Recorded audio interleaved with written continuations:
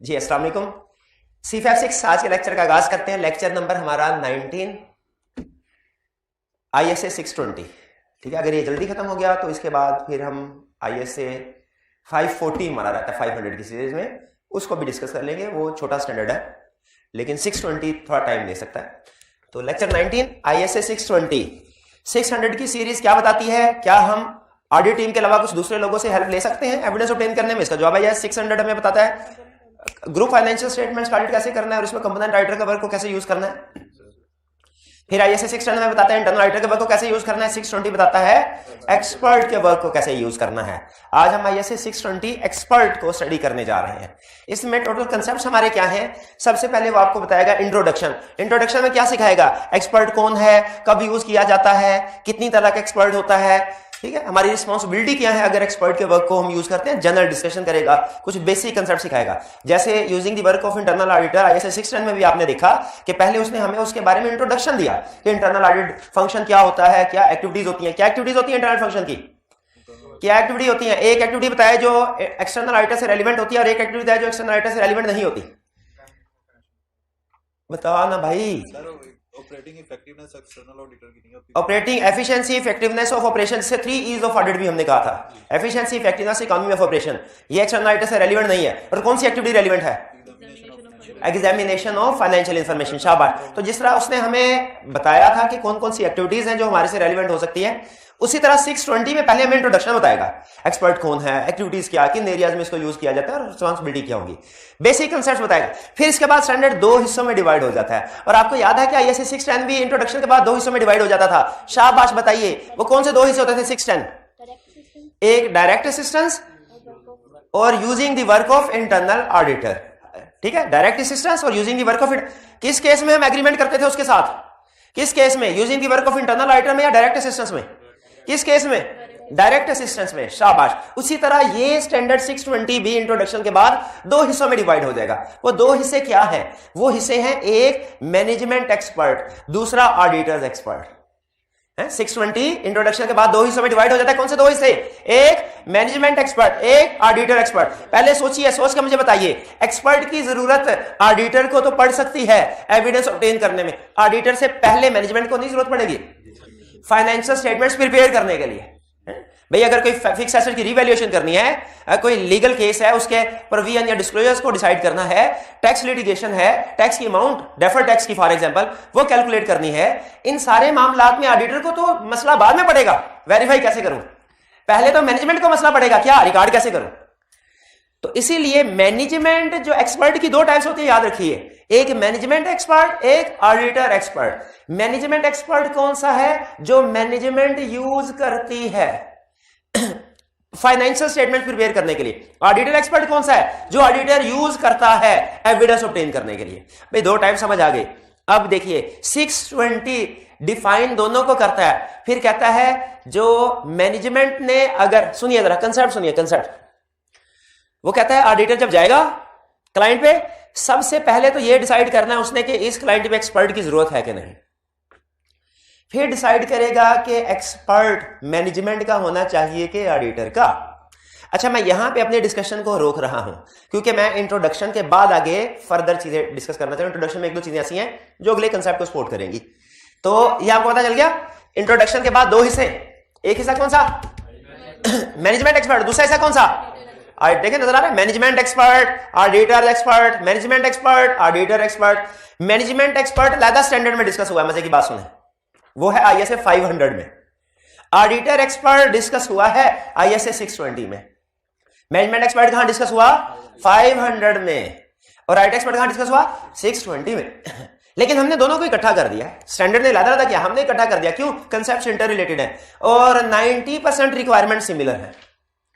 90 ज्यादा हो गया, चलिए 85% कर लें। 85% रिक्वायरमेंट्स सिमिलर है, इसलिए हमने दोनों को इकट्ठा कर दिया। वरना अगर आप ओरिजिनल स्टैंडर्ड पढ़ेंगे तो using information prepared management expert कहां पे है? 500 में। और using work of auditor expert 620। इसका मतलब है यूज समझिए, आज आप एक नहीं 1.5 स्टैंडर्ड पढ़ रहे हैं। 1.5 स्टैंडर्ड क्यों? 2 क्यों नहीं कहा मैंने? 620 और 500 2 क्यों नहीं कहा? 1.5 क्यों कहा? क्योंकि 500 में कुछ दूसरी चीजें भी तो हैं और वो नहीं पता होगा मेरे भाई को कौन सी चीजें हैं। ISA 500 मैनेजमेंट एक्सपर्ट के अलावा और क्या डिस्कस करता है? था किस चीज पे? था कि 500 में 540 कहां से आ गया? गोइंग कंसर्न नहीं आता 500 में, खुदा का खौफ करो। 570 मैं 500 पूछ रहा हूं। 500 ऑडिट एविडेंस, जिसमें वो बताता है stages, risk assessment procedure, test of control, substantive procedure बताता है, इंक्वायरी, ऑब्जर्वेशन, इंस्पेक्शन वगैरह। ठीक है जी, तो इसलिए मैंने डेट कहा क्योंकि 500 में कुछ और चीजें भी डिस्कस हुई है। 12 मेन कंसेप्ट समझ आ गया। अच्छा, अभी सिर्फ सरसरी जायजा ले लेते हैं कि वो इन कंसेप्ट्स में डिस्कस क्या कर रहा है सर, और अंदाजा लगाने की कोई गैस वर्क कि डिस्कस क्या करेगा। 2 हिस्सों में डिवाइड किया, मैनेजमेंट एक्सपर्ट है, ऑडिटर एक्सपर्ट है। मैनेजमेंट एक्सपर्ट वाले टॉपिक में evaluate competence, capability and objectivity of expert, हाँ जैसे इंटरनल ऑडिट में किया था। ठीक है, लेकिन उसमें तो हमने अप्रोच भी डिस्कस की थी, क्योंकि वो हम अप्रोच वैल्यूएट कर सकते थे। इसकी अप्रोच नहीं डिस्कस की, क्यों? इसकी अप्रोच हम वैल्यूएट कर ही नहीं सकते, हम उसकी फील्ड के हैं ही नहीं। तो बाकी कंपिटेंस, कैपेबिलिटी, ऑब्जेक्टिविटी वो चेक कर लेंगे हम। कंपिटेंस कैसे चेक करेंगे? कंपिटेंस कैसे चेक करेंगे? प्रोफेशनल नॉलेज, एक्सपीरियंस, क्वालिफिकेशन है। डॉक्टर की कंपिटेंस कैसे चेक करते हैं? हमारे घर के करीब एक बंदा है, उसके पास जब जाओ वो एक ही तरह की पुड़िया बना, कोई मर्ज हो ना उसके पास एक ही तरह की पुड़िया, सारे उसे डॉक्टर साहब बोलते हैं। कैसे पता चलेगा वो कंपिटेंट है कि नहीं? क्योंकि सारों को एक जैसा ही कर रहा है, तो कंपिटेंट नहीं है, वो क्वालिफाइड भी नहीं है। प्यार से सारे उसको डॉक्टर साहब बोलते हैं, है डॉक्टर नहीं। डॉक्टर के साथ लेकिन वसी तजुर्बा है, डॉक्टर के साथ 6 साल लगाए उसने। तो क्या क्वालिफिकेशन देखनी चाहिए हमें, एक्सपीरियंस, रेपुटेशन, ये चीजें। ये हम वैसे तो उसको ये तो नहीं देख सकते ना, हम खुद डॉक्टर नहीं, हम कैसे वैल्यूएट कर सकते हैं? इन्हीं चीजों से वैल्यूएट कर सकते हैं।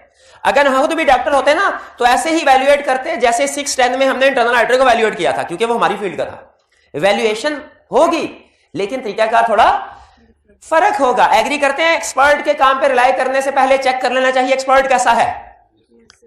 फिर obtain understanding of work of management expert, उसके वर्क की, उसकी फील्ड की अंडरस्टैंडिंग ऑब्टेन करो। किसकी? एक्सपर्ट की फील्ड की अंडरस्टैंडिंग ऑब्टेन करो कि इसकी फील्ड में काम कैसे होता है। ठीक है, इस तरीके से काम होता, मेजर बेसिक अंडरस्टैंडिंग ऑब्टेन कर लें, डिटेल नहीं। और फिर अहम चीज, इवैल्यूएट एप्रोप्रिएटनेस ऑफ एक्सपर्ट्स, उसके काम को देखो ठीक है कि नहीं।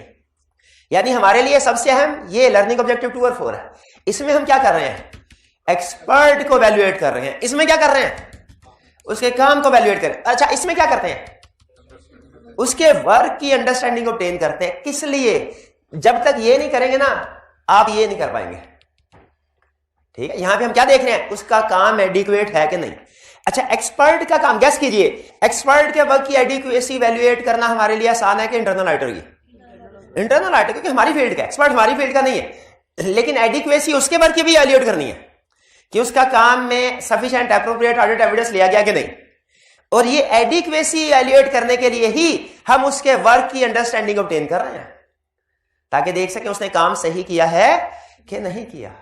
लेकिन याद रखें, इसमें एक डिफरेंस ये है, इसका ये मतलब नहीं है कि हमने खुद भी एक्सपर्ट बन जाना है, नहीं नहीं नहीं नहीं, बल्कि हमने सिर्फ बेसिक अंडरस्टैंडिंग ऑब्टेन करने हैं, बेसिक अंडरस्टैंडिंग ऑब्टेन करने हैं। तो डॉक्टर बनने में 6 साल लग जाएंगे। हाँ, डॉक्टर तो यही तो समझा, डॉक्टर बनने में 6 साल, इंजीनियर बनने में 5 साल लग जाएंगे। ठीक है, वैल्यूअर बनने में 3 साल लग जाएंगे। तो वैल्यूअर नहीं बनना, इंजीनियर नहीं बनना, डॉक्टर नहीं बनना। मुझे ये बताइए कि क्या, बल्कि आपसे पूछता हूं, आप ये वैल्यूएट कर सकते हैं कि कोई टीचर केमिस्ट्री कैसा पढ़ा रहा है? क्यों? आपकी जानने वाला केमिस्ट्री क्या होती है? हाँ, उसकी डिग्री, उसकी कंपिटेंस चेक करेंगे। अच्छा, सिर्फ उसकी कंपिटेंस देखेंगे, क्वालिफिकेशन देखेंगे, एक्सपीरियंस देखेंगे कि एक आधा उसका लेक्चर भी यूट्यूब पे जाके देख लेंगे, वो एग्जांपल्स दे रहे हैं कि नहीं, प्रेजेंटेशन दे रहा है कि नहीं। ठीक है, अब पास पेपर्स करवा रहा है कि नहीं करवा, जो भी उनकी फील्ड के हैं भाई, वैल्यूएट उसके काम को भी कर सकते।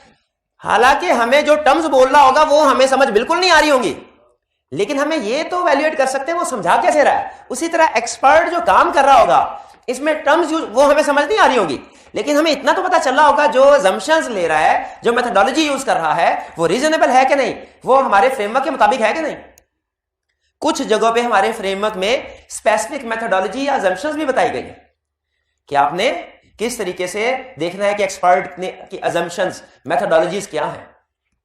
तो ये हमारा रिस्पॉन्सिबिलिटीज है मैनेजमेंट एक्सपर्ट। क्लियर हो गया?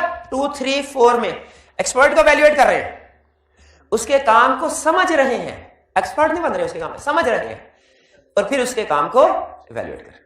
ये तो है मैनेजमेंट एक्सपर्ट। किस स्टैंडर्ड में डिस्कस हुआ? 500 में। अब है 620, using the work of auditor expert. यहां पे भी कहता है पहली जिम्मेदारी क्या, evaluate competence capability objectivity of auditor expert, यानी इसका मतलब ये हुआ चाहे मैनेजमेंट एक्सपर्ट हो चाहे ऑडिटर एक्सपर्ट हो, इवेल्युएट करना। Obtaining understanding of field of expert, वही यही requirement. Agreement with auditor expert, अच्छा सोच के बताइए, ऑडिटर एक्सपर्ट को एंगेज कर रहे हो तो उसके साथ उसने एग्रीमेंट कहा है, होगा, करना है कॉन्फिडेंशियलिटी का, जैसे कल किया था इंटरनल ऑडिटर के साथ। मैनेजमेंट एक्सपर्ट में क्यों नहीं कह रहा कि एग्रीमेंट, वो मैनेजमेंट ने किया। अच्छा सवाल का जवाब दीजिए फिर, क्या मैनेजमेंट एक्सपर्ट में, मैनेजमेंट एक्सपर्ट के केस में एक्सटर्नल ऑडिटर ने मैनेजमेंट एक्सपर्ट के साथ एग्रीमेंट नहीं किया होगा? क्या मैनेजमेंट ने मैनेजमेंट एक्सपर्ट के साथ एग्रीमेंट किया होगा? अच्छा असल सवाल मेरा ये नहीं था, असल सवाल अब, क्या उस एग्रीमेंट को जो मैनेजमेंट ने मैनेजमेंट एक्सपर्ट के साथ किया है एक्सटर्नल ऑडिटर को पढ़ना चाहिए? क्यों पढ़ना चाहिए? ताकि हम चेक कर लें उसकी इंडिपेंडेंस, क्या उसमें एग्रीमेंट में इंडिपेंडेंस से रिलेटेड मसले मसाइल लिखे होंगे उसने, अच्छा जज कर सकेंगे क्या? और एग्रीमेंट इंडिपेंडेंस, एक्सटर्नल ऑडिटर तो एक्सपर्ट से कहता है एग्रीमेंट करते हुए कि मसला मसाइल है, डिपेंडेंस को थ्रेट है तो बता दो, मैनेजमेंट नॉर्मली नहीं कहती, लेकिन चले इसको ओके कर लेते हैं माइंड को। और उस एग्रीमेंट में आपके ख्याल में क्या कुछ लिखा होगा? गैस करें फटाफट, प्रोफेशनल है, आपने पढ़ना, आप क्या एक्सपेक्ट कर रहे हैं? क्वालिफिकेशन उसकी एग्रीमेंट में कहां लिखी होगी? मैनेजमेंट की डायरेक्शंस होंगी, scope and objective of work होगा कि उसकी क्या जिम्मेदारी लगाई गई, कि क्या वैल्यूएशन करनी है। ऐसा तो नहीं कि लिमिटेड स्कोप उसके काम का किया गया हो। कॉन्फिडेंशियलिटी उसका भी बिल्कुल, उसमें भी कॉन्फिडेंशियल रखना होगा। चलिए ये बात समझ आ गई, यहां पे एग्रीमेंट करना है, यहां पे एग्रीमेंट पढ़ना है, यहां पे एग्रीमेंट करना है, यहां पे एग्रीमेंट पढ़ना है। Evaluate adequacy of experts work, उसके वर्क की एडिक्वेसी इवैल्यूएट करो, वैसे ही जैसे यहां पे गए थे। अब आप नोट कीजिए ना, इसके 4 रिस्पॉन्सिबिलिटीज की 3 रिस्पॉन्सिबिलिटी, 75% काम तो सेम है, सिर्फ एक चीज फर्क है, क्या? एग्रीमेंट, ठीक है, हालांकि वो भी मिलती जुलती है। क्यों? क्योंकि यहां पे कह रहा है जो चीजें एग्री करो, और यहां पे कह रहा है वो चीजें देखो एग्री की है कि नहीं मैनेजमेंट ने। लास्ट रेफरेंस इन रिपोर्ट, कल हमने क्या स्टडी किया था? इंटरनल ऑडिटर के वर्क को अगर यूज करें तो ऑडिट रिपोर्ट में रेफर कर सकते हैं ना कि हमने इस एरिया में उसके वर्क को यूज किया, करना चाहिए ताकि यूजर को ट्रांसपेरेंट क्लियर इंफॉर्मेशन मिले। ऐसा ही है? नहीं, ये तो नहीं हमने पढ़ा था, ये तो नहीं पढ़ा, करना भी नहीं चाहिए, हमारी रिस्पॉन्सिबिलिटी। लेकिन क्या एक्सपर्ट के वर्क को रेफर कर सकते हैं? इसको भी नहीं करना चाहिए, क्योंकि रिपोर्ट की हमारी रिस्पॉन्सिबिलिटी है। नहीं, क्यों करेंगे? क्या ये बताने के लिए कि बाकी चीजों की जिम्मेदारी हमारी है? लीगल केस में जिम्मेदारी एक्सपर्ट की है, लॉयर की है। अब बाकी केस में जिम्मेदारी हमारी है, प्रॉपर्टी की वैल्यूएशन की जिम्मेदारी एक्सपर्ट ने जो रिजल्ट दिया होगा हम सिर्फ उसको रेफर कर रहे होंगे, एक्सपर्ट के रिजल्ट को रेफर कर रहे होंगे बिला वजह यूजर। अब देखें, अब फर्ज कीजिए नोट्स मैंने आपके सामने रखे और साथ ही क्या मुझे आपको ये बता देना चाहिए कि ये नोट्स मैंने नहीं, मेरे टीए ने तैयार किए हैं, फौरन आपके जहन में इसकी क्वालिटी डाउन हो गई कि नहीं हो गई? तो अगर हम कहेंगे कि किसी एरिया पे एविडेंस ऑब्टेन एक्सपर्ट के जरिए किया है हमने, फौरन यूजर के जहन में आएगा, लगता है सही काम नहीं किया, ये एक्सटर्नल ऑडिटर ये कह रहा है कि इसमें मेरी जिम्मेदारी नहीं है, जिम्मेदारी एक्सपर्ट की। स्टैंडर्ड कहता है नहीं करना रेफरेंस, नहीं करना। लेकिन एक एक्सेप्शनल सिचुएशन है जिसमें इंक्लूड कर, अब वो एक्सेप्शनल सिचुएशन क्या है वो अभी नहीं पता, नहीं पहले समय पे सारा थोड़ी। हमारे फॉर्म में एक सीनियर थे, उनके बारे में मशहूर था, वो पहले सफे पे ही सारा एरिया निपटा देते हैं, हर प्रोसीजर जो परफॉर्म करते ना, लिखते हैं ना प्रोसीजर पर कि ये प्रोसीजर परफॉर्म करना चाहिए, वो सारा काम पहले सफे पे, पहले दूसरे सफे पे नहीं। तो ऐसे नहीं करना होता हमने, ऐसा लगता है जैसे काम किया ही नहीं। तो सारे कंसेप्ट पहले पेज पे थोड़ी समझाते हैं आपको, अभी तो आपको पूरा थीम बताया कि हम आगे क्या स्टडी करने जा रहे हैं। तो अब हम क्या स्टडी करने जाएंगे? पहले इंट्रोडक्शन, फिर मैनेजमेंट एक्सपर्ट, फिर ऑडिटर एक्सपर्ट। सबसे पहले इंट्रोडक्शन, कहता है एक्सपर्ट कौन है? ये कोई इंडिविजुअल भी हो सकता है मिस्टर ए, ये कोई ऑर्गेनाइजेशन भी हो सकती है ABC limited. Possessing expertise in a field other than accounting और ऑडिटिंग। पहले जब ये लिबर्टी से आए ना इधर पिछला की तरफ, तो रास्ते में एक फर्म थी वैल्यूअर्स की, शायद हाइपर नाम था उनका, हाइपर लिमिटेड, वैल्यूअर्स की बड़ा बड़ा बोर्ड लगा होता था। तो ये एक्सपर्ट कोई कंपनी भी हो सकती है और कोई और इंडिविजुअल भी हो सकते हैं अदर देन अकाउंटिंग। लेकिन ये अकाउंटिंग और ऑडिट के अलावा होंगे लोग, अकाउंटिंग और ऑडिट के क्यों भला? वो तो हम हैं, वो तो हम हैं। कहता दो टाइप है एक्सपर्ट की, मैनेजमेंट का एक्सपर्ट, ऑडिटर का एक्सपर्ट। मैनेजमेंट का एक्सपर्ट कौन है? जिसको मैनेजमेंट ने फाइनेंशियल स्टेटमेंट प्रिपेयर करने के लिए यूज किया। ऑडिटर एक्सपर्ट कौन है? जो कि हम यूज करते हैं किस लिए? फाइनेंशियल स्टेटमेंट प्रिपेयर करने के लिए नहीं, एविडेंस ऑब्टेन करने के लिए। ये इधर एविडेंस है, उधर फाइनेंशियल स्टेटमेंट है, फर्क ध्यान में रखिएगा। अच्छा, आगे बड़ी अहम बात बता रहा है केस स्टडी के पॉइंट ऑफ व्यू से। एक्सपर्ट में भी इधर इंटरनल एम्प्लॉय और एक्सटर्नल इंगेज। अच्छा, ये दोनों तरह के एक्सपर्ट इंटरनल एक्सटर्नल हो सकते हैं, मैनेजमेंट का भी और ऑडिटर का भी। अच्छा, ऑडिटर का एक्सपर्ट जो ऑडिटर ने एंगेज करना है, ऑडिटर जिसके साथ एग्रीमेंट करेगा, वो इंटरनल टू दी फर्म भी हो सकता है। जैसे टैक्स डिपार्टमेंट फर्म का अलग होता नहीं है, और भी सर्विसेज हो सकता है फर्म ऑफर कर रही हो, और एक्सटर्नल भी हो सकता है। ऑडिटर का एक्सपर्ट इंटरनल एक्सटर्नल से ज्यादा फर्क नहीं पड़ता, लेकिन मैनेजमेंट का एक्सपर्ट इंटरनल है, यानी उनका एम्प्लॉय या उन्होंने आउट बाहर से सर्विसेज एक्वायर की है, इससे फर्क पड़ता है। बताइए क्यों? इंडिपेंडेंट। अगर मैनेजमेंट एक्सपर्ट एम्प्लॉय होगा उनका, वो इंडिपेंडेंट नहीं है, उसके वर्क को यूज नहीं करना। अगर मैनेजमेंट एक्सपर्ट एम्प्लॉय है तो वो इंडिपेंडेंट नहीं है, उसके वर्क को यूज नहीं करना। फिर क्या करना? अपना एक्सपर्ट अपॉइंट करना, जिसे ऑडिटर एक्सपर्ट कहेंगे। अच्छा, मुझे बताइए, आप एक क्लाइंट गाइड करने के लिए गए, वहां पे पता चला कि रीवैल्यूएशन की गई है, उसके लिए कंपनी ने एक एक्सपर्ट इंगेज किया जो इंटरनल नहीं है, एक्सटर्नल है। आपकी पहली कोशिश क्या होगी? क्या आप ये सोचेंगे अब इंटरनल हो के एक्सटर्नल हो, मुझे इससे क्या, एक्सपर्ट है, मैं तो अपना ही एक्सपर्ट अपॉइंट करूंगा? या ये देखेंगे कि अगर मैनेजमेंट का एक्सपर्ट कंपिटेंट है, ऑब्जेक्टिव है, उसमें कैपेबिलिटी ऑब्जेक्टिविटी है, और उसने काम भी ठीक किया है, अजम्पशंस एप्रोप्रिएट हैं, कंक्लूजन रीजनेबल है, तो उसी के वर्क को यूज कर लो। ऐसे करें कि लाजमी अपना ही एक्सपर्ट इंगेज करेंगे? नहीं, पहले उसको वैल्यूएट करेंगे, उसके काम को। अगर उससे काम हो जाता है तो ठीक है, बिला वजह सरदर्द बढ़ाने की जरूरत क्या है? ये बिल्कुल वैसा ही कंसेप्ट है जैसा ISA 610 में था। क्या था? ISA 610 में भी मिलता जुलता कंसेप्ट था। क्या था? क्या जाते ही हम लाजमी है कि कंट्रोल्स पे रिलाय नहीं करना और सब्सटेंटिव प्रोसीजर को बढ़ा देना है, क्योंकि internal auditor independent of entity नहीं होता। या के इंडिपेंडेंट ऑफ एंटिटी तो नहीं, लेकिन अगर उसको चेक कर ले इंडिपेंडेंट ऑफ मैनेजमेंट है और मॉनिटरिंग ऑफ कंट्रोल ठीक कर रहा है, तो कंट्रोल्स पे रिलाई कर लेना चाहिए कि नहीं? इससे एफिशिएंसी इंक्रीज होती है। याद है केस स्टडी की थी। उसी तरह बताइए, हमें डायरेक्ट मैनेजमेंट के एक्सपर्ट को रिफ्यूज कर देना चाहिए इन एनी केस, कि अगर वो इंडिपेंडेंट है, अगर उसका काम ठीक है, तो उसके वर्क को यूज करना चाहिए। बिल्कुल, इससे हमारी ऑडिट एफिशिएंसी इंक्रीज होगी। तो ये लाइन समझ आ गई? एक्सपर्ट में भी इधर इंटरनल और एक्सटर्नल। आगे फिर कुछ एग्जांपल्स बता रहा है एक्सपर्ट की इन एरिया में यूज हो सकते हैं। Actuarial calculation, for example pension की कैलकुलेशन में, engineering data, estimation of life of machinery, valuation में, analysis of complex annual tax में, आईटी मैटर में, लीगल ओपिनियन में। ठीक है, इन एरिया में एक्सपर्ट को यूज कर सकते हैं। कभी कर सकते हैं?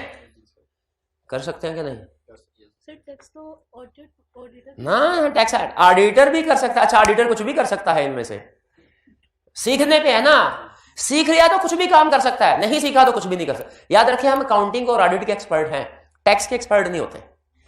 टैक्स के हमें उतना को टैक्स सिखाया जाता है जितना को मेरा ख्याल है डेफर्ड टैक्स कैलकुलेट करने के लिए काफी हो, काउंटिंग पर्पस के लिए। जो टैक्स रिटर्न वगैरह फाइल करनी होती है ना, ये अगर आपने टैक्स डिपार्टमेंट में प्रैक्टिस की है, फिर तो आप उसके टैक्स के एक्सपर्ट होंगे।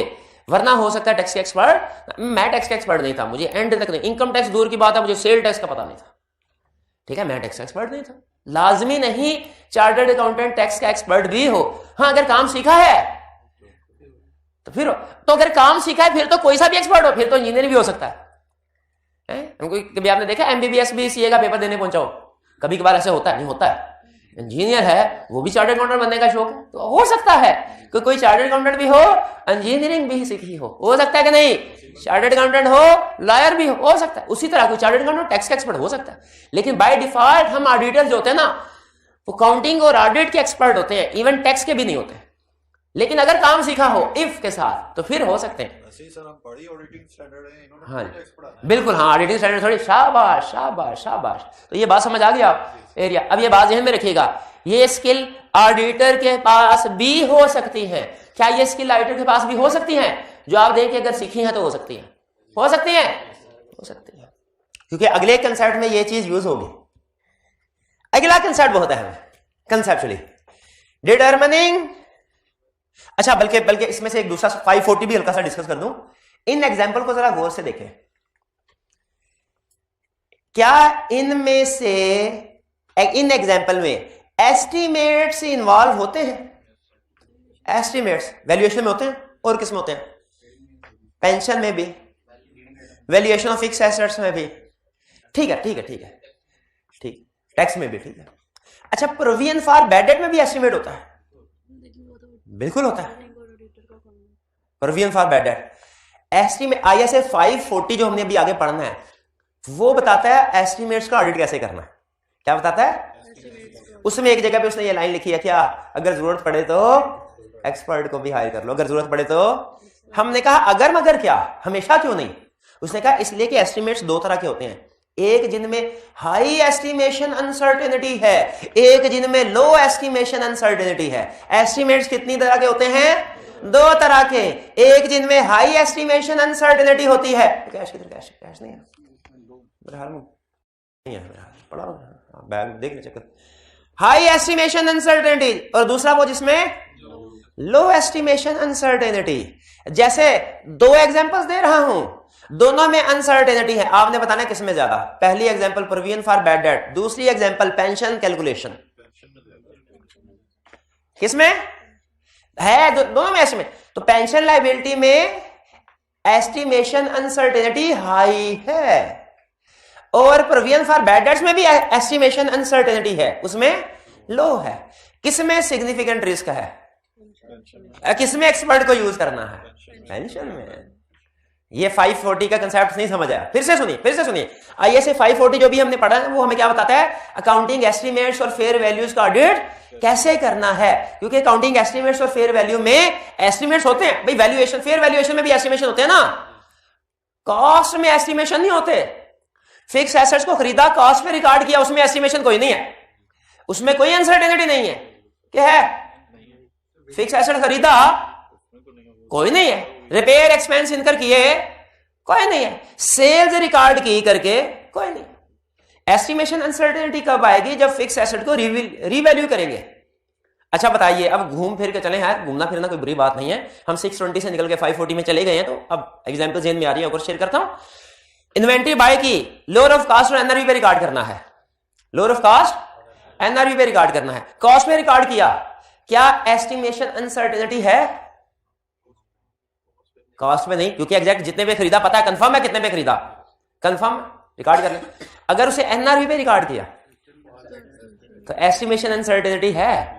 इसका मतलब है जब हमारी अमाउंट्स कॉस्ट पे आती हैं उनमें एस्टिमेशन अनसर्टेनिटी नहीं होती, लेकिन जब वो की वैल्यू की जाए, फेयर वैल्यू पे आती हैं, मार्केट वैल्यू पे आती हैं, NRV पे आती हैं, तो अनसर्टेनिटी है। बिल्कुल।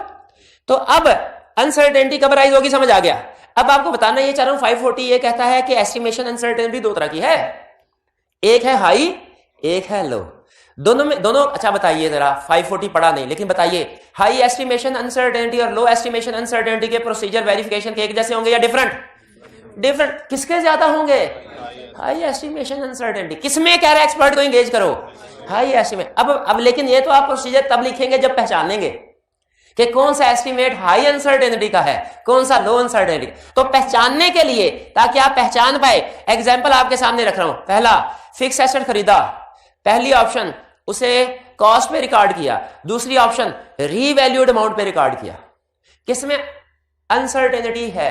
Estimation uncertainty, revalue. अच्छा बताइए, एक है रीवैल्यूएशन पे रिकॉर्ड किया, एक है डेप्रिसिएशन एक्सपेंस।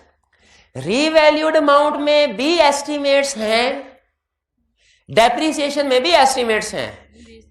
कौन सा एस्टिमेट हाई अनसर्टेनिटी वाला और कौन सा लो वाला? डेप्रिसिएशन वाला।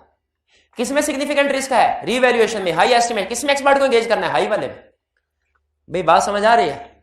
इसी तरह पेंशन लायबिलिटी कैलकुलेशन, इसमें भी एस्टिमेशन है, और प्रोविजन फॉर बैड डेट, इसमें भी एस्टिमेशन है, इसमें भी एस्टिमेशन है। किसमें? High estimation uncertainty, pension liability.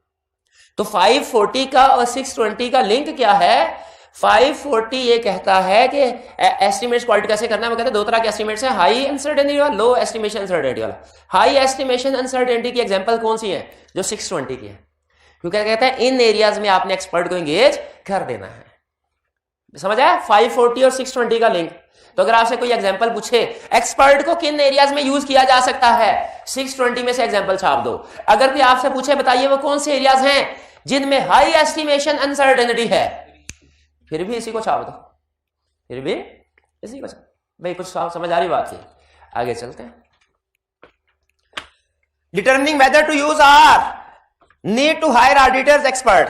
कह रहा है डिसाइड करना है। क्या डिसाइड करना है? कि whether to use auditor expert, क्या हमें ऑडिटर एक्सपर्ट को हायर करना चाहिए, यूज करना चाहिए कि नहीं। देखें, सबसे पहला ऑडिटर भागा भागा गया क्लाइंट पे, फाइनेंशियल स्टेटमेंट्स देखी, सारी चीजें कॉस्ट पे थी, उसने शुक्र किया।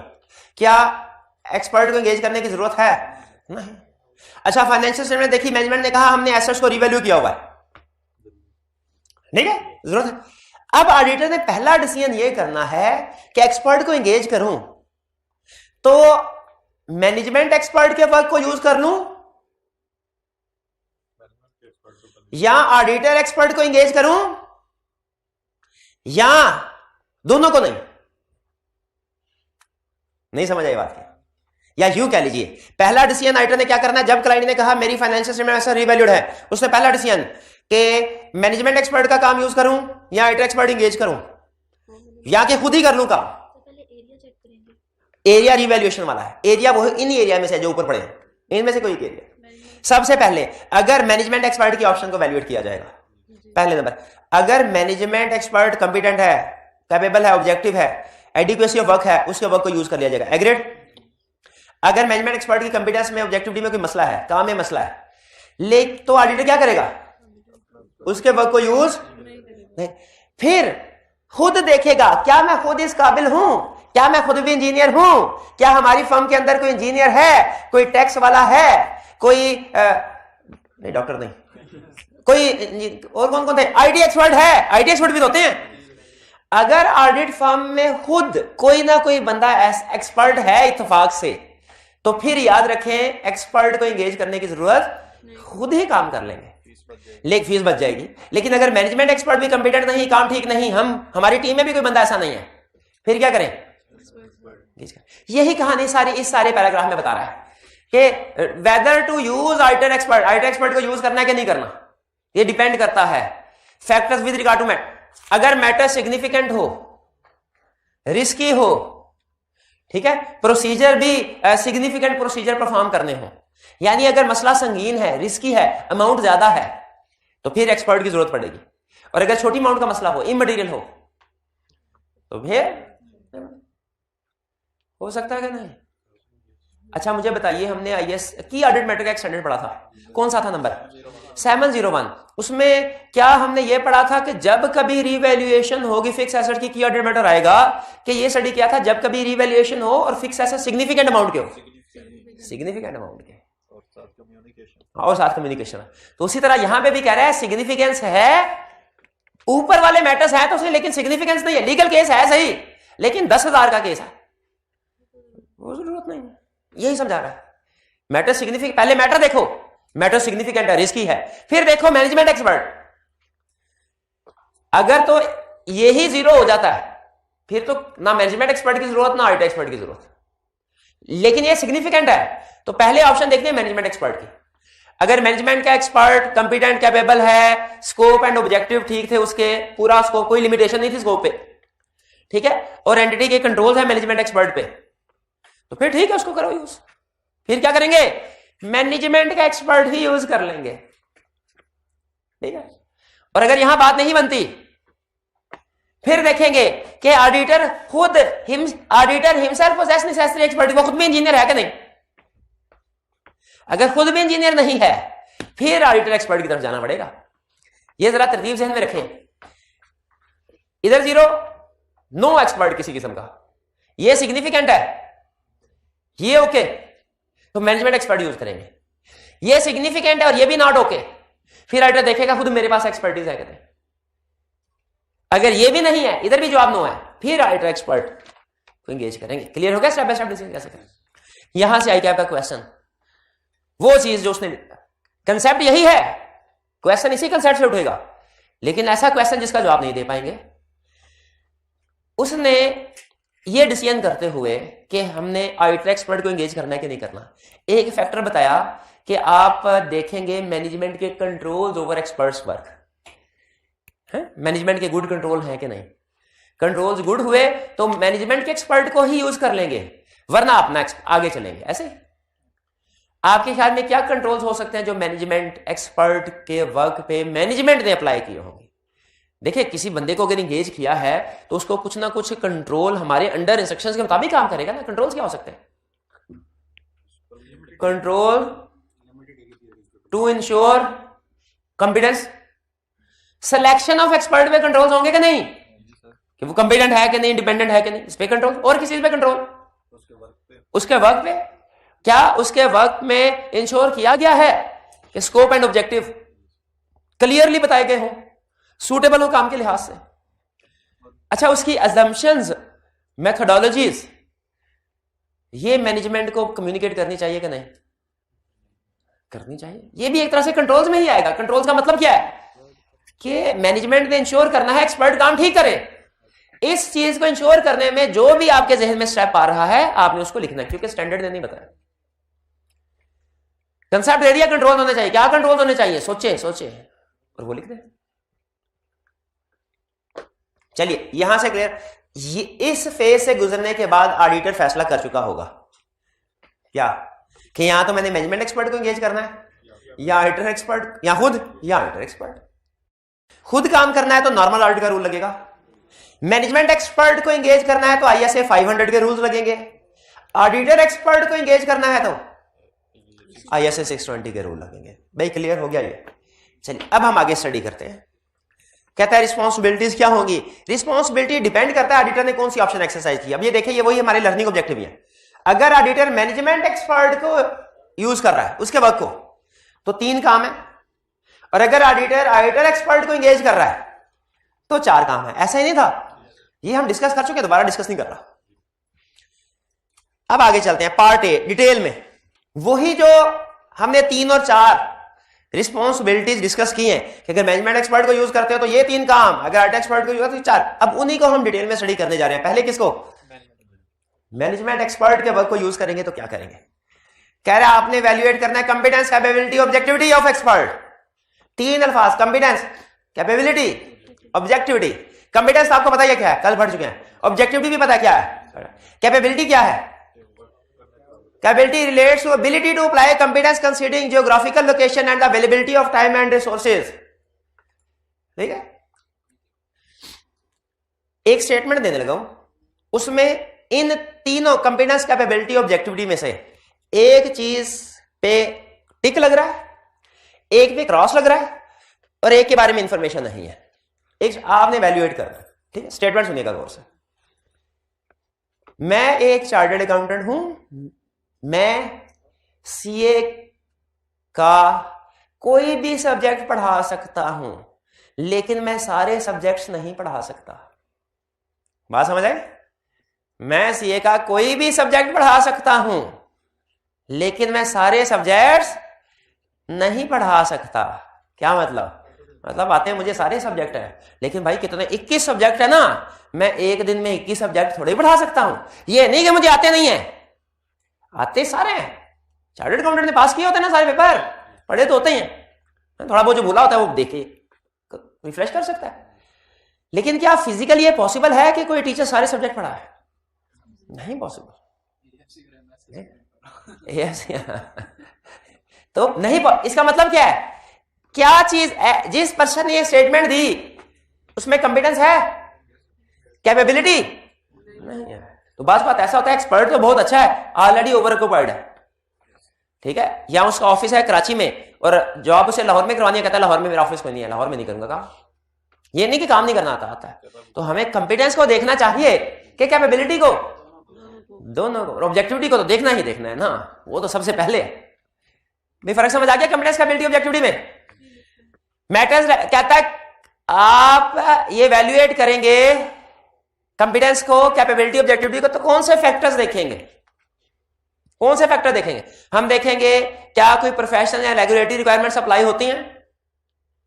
जैसे अगर कोई एथिकल, जैसे हम चार्टर्ड अकाउंटेंट, हम ऑडिटर पे आपका कोड ऑफ एथिक्स अप्लाई होता है जो हमें कहता है क्लाइंट से इंडिपेंडेंट रहो। उसी तरह हो सकता है इंजीनियर्स के ऊपर, एक्सपर्ट्स के ऊपर भी कोई रिक्वायरमेंट्स ऐसी एप्लीकेबल हो। वेदर एक्सपर्ट स्पेशलिस्ट है कि जनरल है? भाई डॉक्टर है ना, डॉक्टर एक एक्सपर्ट है, लेकिन मेडिकल के अंदर उस फील्ड के अंदर मजीद एक्सपर्टीज है, कोई कान का एक्सपर्ट है ना, कोई आंख का, वगैरह वगैरह। तो कह रहा है ये देखो एक्सपर्ट्स किसी पर्टिकुलर एरिया में, क्योंकि पर्टिकुलर एरिया का एक्सपर्ट ज्यादा कॉम्पिटेंट होगा। ठीक है, हमने वैल्यूएशन करवानी है। अब वैल्यूअर जनरल होते हैं, कोई भी लैंड उनसे वैल्यू करवा सकते हैं, लेकिन हमारी लैंड फर्ज कीजिए कमर्शियल है और वो वैल्यूअर कमर्शियल प्रॉपर्टी को रीवैल्यू करने में एक्सपर्ट है। यानी एक तो एक्सपर्ट है ही वैल्यूएशन में, उसके अंदर भी कमर्शियल प्रॉपर्टी की वैल्यूएशन में एक्सपर्ट है। तो अब उसका कॉम्पिटेंस लेवल हमारी नजर में बढ़ गया अगर क्लाइंट की प्रॉपर्टी कमर्शियल है तो, और अगर क्लाइंट की प्रॉपर्टी रेजिडेंशियल है तो फिर कॉम्पिटेंस लेवल कम हो गया। ये समझ आया particular area of field specialist में। Whether expert has knowledge of relevant counting requirement, उस एक्सपर्ट को काउंटिंग स्टैंडर्ड का भी पता होना चाहिए, क्योंकि बाज़ औक़ात ऐसा होता है कि अकाउंटिंग, क्योंकि जो एक्सपर्ट ने, अच्छा ये बड़ा अहम रूल है खासतौर पे 540 में, कि एक्सपर्ट ने जो प्रोसीजर परफॉर्म करने हैं वो हमारे अकाउंटिंग स्टैंडर्ड्स की requirements, applicable financial reporting framework की रिक्वायरमेंट्स के अंदर रहते हुए करने हैं। यानी वही अजम्पशंस मेथोडोलॉजी ऑप्ट करनी है एक्सपर्ट ने वैल्यूएशन करते हुए जो काउंटिंग स्टैंडर्ड्स में दी गई है। जैसे ये जो पेंशन लायबिलिटीज वाला स्टैंडर्ड, मुझे याद नहीं है, कंफर्म नहीं है उसका नाम एग्जैक्ट, लेकिन जहां तक मुझे याद है पेंशन लायबिलिटीज को कैसे मेजर करने हैं इसके ऊपर है IAS 19, ठीक है, रिटायरमेंट बेनिफिट्स का है। वो एक मेथड बताता है, मेथोडोलॉजी बताता है कि आपने रिटायरमेंट ऑब्लिगेशंस को रिकॉर्ड करना है ना, तो इस मेथड के मुताबिक करना है। उसका है शायद नाम प्रोजेक्टेड यूनिट क्रेडिट मेथड। ये पढ़ा किसने IAS 19? नहीं पढ़ा? हाँ? ऐसा पढ़ा है? चलिए घर जाके देखिए, कंट्रोल F करके देखिएगा, प्रोजेक्टेड यूनिट क्रेडिट मेथड। मुझे इससे याद आ गया, एक दफा सरद नान और मैं, हम फॉर्म में थे, हमारा BM का पेपर था, तो मैं यूं पढ़ा करता था किताब, मैं क्लासेस फाइनल की नहीं ली, तो सरद नान ने टीचर से पढ़ा करते थे। तो एक दिन वैसे हम बैठे फारूक बैठे होते थे, हम कहते थे अच्छा ये कंसेप्ट सुनाओ, ये कंसेप्ट सुनाओ। आप करते हैं ऐसा फॉर्म में? अभी फारूक बैठे हो, कल कोई हर्ज नहीं कर लिया करें। तो उन्होंने एक सरद नान ने कहा मुझे सारी किताब आती है, पूछो कोई सवाल। मैंने कहा अच्छा, मैंने उनसे समझा था क्या, मैंने पूछा हेलीकॉप्टर अप्रोच क्या है? उन्होंने कहा ये तो BM में है ही नहीं, जैसे भाई नहीं कह रहा, projected unit credit method IAS 19 में है। अच्छा मुझे कंफर्म नहीं हो सकता, बाकी ना हो, मेरे जहन में आके मैंने पढ़ा, ठीक है। हेलीकॉप्टर अप्रोच क्या है? है ही नहीं। मैंने कहा अच्छा पक्का? पक्का खोल गया, यहाँ पे है। वो थी लीडरशिप में, कि लीडर में एबिलिटी होनी, हेलीकॉप्टर रिपोर्ट था ना, लीडर में एबिलिटी होनी चाहिए कि वो सिचुएशन से ऊपर उठ के एनालिसिस करे, ओवरव्यू ले, ठीक है। जो फॉलोअर्स होते हैं ना, जिनमें लीडरशिप स्किल्स नहीं होती, वो सिचुएशन को नीचे से देख रहे होते हैं, जबकि लीडर सिचुएशन को ऊपर से देख रहा है। वैसे याद आ गया, मैंने कहा आपके साथ शेयर कर दूं। तो कभी कभार फॉर्म में बैठे हो तो एक दूसरे का टेस्ट लेने में कोई हर्ज नहीं, कोई कबाहत नहीं है, ठीक है। आगे चलते हैं, क्या कह रहा है रेलिवेंट काउंटिंग रिक्वायरमेंट्स। तो देख भाई, एक्सपर्ट को काउंटिंग स्टैंडर्ड आने चाहिए कि नहीं आने चाहिए? नहीं, लेकिन इतना पता होना चाहिए कि assumption मेथोडोलॉजी को बेसिक, जैसे हमें उसके काम की बेसिक्स पता होनी चाहिए ना, उसे भी हमारे काम की बेसिक्स पता होनी चाहिए। अब एक्सपर्ट थोड़ी चार्टर्ड अकाउंटेंट बनेगा ना, हमने इंजीनियर बनना है ना उससे चार्टर्ड, लेकिन दोनों को एक दूसरे के काम की बेसिक अंडरस्टैंडिंग होनी चाहिए ताकि वो हमारी अलाउड स्टैंडर्ड की, अलाउड assumptions के अंदर काम कर सके। Whether subsequent added evidence indicate necessity to revise. वो कहता है बात होता है स्टार्ट में आप कहते हो एक्सपर्ट बड़ा अच्छा है, वो जब 2 दिन आपके साथ गुजारता है ना, आपको फिर पता चलता है कितने पानी में। कहता है सब्सिक्वेंटली अगर आपको शुरू में एक्सपर्ट कॉम्पिटेंट था, ऑब्जेक्ट बाद में कोई ऐसी इंफॉर्मेशन सामने आई, क्या कॉम्पिटेंस की वैल्यूएशन रिवाइज कर लेनी चाहिए कि फारग है भाई, इससे काम ना हो पाएगा, ठीक है, दूसरे को एंगेज कर ले। वेदर एक्सपर्टीज इंटरनल और एक्सटर्नल, ये तो देखते ही देखते हैं। ये किस लिए देखेंगे? ऑब्जेक्टिविटी के लिए। कहता है आपने कॉम्पिटेंस, कैपेबिलिटी, ऑब्जेक्टिविटी वैल्यूएट करनी है, इन चीजों को देखना है। आपको इन चीजों के बारे में इंफॉर्मेशन कहां से मिलेगी? मैटर्स में, ये शायद मैंने पिछले लेक्चर में बताया था, फैक्टर्स टू वैल्यूएट में और प्रोसीजर में फर्क होता है। तो ये आपके एक तरह से फैक्टर्स हैं और ये प्रोसीजर्स हैं, प्रोसीजर्स हैं। Sources of information, information regarding competence, capability, objectivity of management में कैसे? पर्सनल एक्सपीरियंस, पर्सनल एक्सपीरियंस मतलब हो सकता है पास में सेल्फ लिया। Discussion with expert and management about any threat, उसके साथ डिस्कस कर लो। भाई पास में भी, वो भी लाहौर में रहता है, कराची में रहता है, हम भी कराची में रहते हैं, पेशावर में रहते हैं, एक ही शहर में रहते हैं, पर पर्सनल एक्सपीरियंस हो सकता है पास में हुआ हमारा, उसके साथ काम करने का इत्तेफाक हुआ हो, तो मैं उसकी कॉम्पिटेंस कैपेबिलिटी ऑब्जेक्टिविटी के बारे में पहले से इंफॉर्मेशन होगी। एक्सपर्ट के साथ डिस्कशन करनी है अबाउट एनी थ्रेट इंडिपेंडेंस। भाई मैनेजमेंट के साथ कोई लेना देना तो नहीं चल रहा, कोई लड़ाई झगड़ा, कोई और मसला, कोई मसला नहीं है, ये डिस्कशन। फिर विद अदर ऑडिटर्स, हमने काम करवाया तो हमें पता होगा, हमने नहीं, हमारे किसी दोस्त फर्म ने काम करवाया। सीए फर्म आपस में दोस्त होती हैं कि कंपेटिटर है? दोस्त है ना, फैमिली है ना, फैमिली के दोस्त। शाबाश। तो अपने दोस्त से पूछ लेंगे, भाई तूने काम करवाया, इससे कैसा काम करता है? इंफॉर्मेशन फ्रॉम प्रोफेशनल बॉडी और इंडस्ट्री एसोसिएशन, अब वो किसी न किसी बॉडी का मेंबर होगा, जैसे वो इंटरनल ऑडिटर भी मेंबर होते हैं ना बॉडी, तो एक्सपर्ट भी हो सकते हैं। पाकिस्तान इंजीनियरिंग काउंसिल, उससे पता चल जाएगा मेंबरशिप है तो एक्सपर्ट अच्छा है। पब्लिश पेपर और बुक्स रिटन बाय एक्सपर्ट, क्या उस एक्सपर्ट ने कोई बुक्स पब्लिश करवाई हैं, पेपर लिखे हैं? जितने ज्यादा बुक्स या पेपर पब्लिश करवाए होंगे क्या समझा जाता है? उतना ही उसका नॉलेज ज्यादा है फील्ड का। भाई अच्छा, इसमें हमने क्या सीखा था? Competence capability. नेक्स्ट स्टेप में क्या करना है? Understanding of work of management expert. कहता है ये अंडरस्टैंडिंग दो काम आती है आपके, उसके वर्क की अंडरस्टैंडिंग जब आप ऑब्टेन करते हैं, ये फील्ड एक जो एग्रीमेंट उसके साथ करना है, उसमें उसका स्कोप बताने के, ये एक्सपर्ट ने क्या कुछ कहा। देखिए जब किसी को बताना है कि उसका स्कोप ऑफ वर्क क्या है, तो उसके काम की अंडरस्टैंडिंग होनी चाहिए कि नहीं होनी चाहिए? बिल्कुल होनी चाहिए। ठीक है जी। फोटोकॉपी करवाने के लिए गए तो हमें पता होना चाहिए ना कि एक ब्लैक एंड व्हाइट कॉपी होती है, कलर कॉपी होती है। वो पूछेगा हमसे स्कोप ऑफ वर्क क्या है, बताना पड़ेगा। 70 ग्राम का पेपर कि 80 ग्राम का, ये बताना पड़ेगा। A4 का A5 का, ये बताना पड़ेगा। तो भाई काम उसमें करना है, स्कोप तो हमने बताना ना। तो उसके लिए उसकी बेसिक कंडीशन नहीं, फोटोकॉपी मशीन चलानी नहीं आनी चाहिए। वैसे फर्म में पहला काम यही सीखते हैं हम, ठीक है, लेकिन नहीं आनी चाहिए। ठीक है, तो उसके स्कोप ऑफ वर्क बताना चाहिए। क्लियर जी? अगर वो दाढ़ में दर्द है, पास गए, डॉक्टर ने कहा एक दाढ़ निकलवाओगे 10,000 रुपया लूंगा, अगर 2 निकलवाओगे तो डिस्काउंट करके 12,000। आपने कहा डिस्काउंट मिल रहा है, दोनों निकलवा लो। हालांकि दूसरे बिल्कुल ठीक, ऐसे करना चाहिए? नहीं करना चाहिए, क्योंकि उसके वर्क की नेचर है, हमारे लिए नुकसान। हर जगह पे डिस्काउंट मुनासिब नहीं है, हमारे लिए नुकसान की बात। तो कहते हैं भाई स्कोप डिसाइड कर, एग्रीमेंट, और फिर उसके बाद उसके वर्क की एडिक्वेसी को वैल्यूएट करने के लिए भी काम आता है। तो पहले हमें बता रहा है कि अंडरस्टैंडिंग ऑब्टेन करने में हमने बेसिक अंडरस्टैंडिंग ऑब्टेन करनी है, ठीक है, ताकि बाद में एग्रीमेंट वैल्यूएशन कर सके। वाई, क्यों कह रहे टू अंडरस्टैंड, ये अंडरस्टैंडिंग क्यों ऑब्टेन करनी है?